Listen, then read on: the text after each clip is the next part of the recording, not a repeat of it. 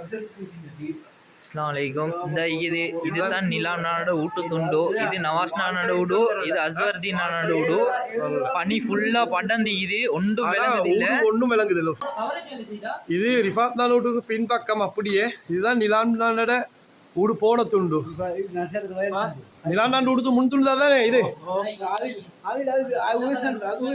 ஓ விளங்குதா தெரியும் உங்களுக்கு?